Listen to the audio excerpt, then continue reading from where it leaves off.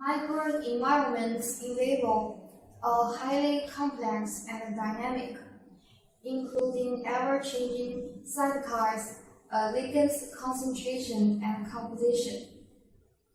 To create a similar culture environment is crucial for in vitro studies on complex life machinery, such as stem cell differentiation, immune responses, and the development of organs-on-chip platforms.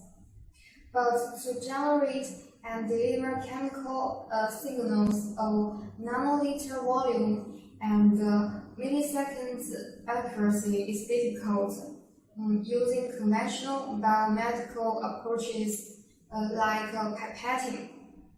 To meet the challenges, a culture platform which is capable of automated image acquisition, generation of dynamic, combinatorial, and sequential signal inputs is on high demand. In this protocol, the design and fabrication procedure of a microfluidic device are presented.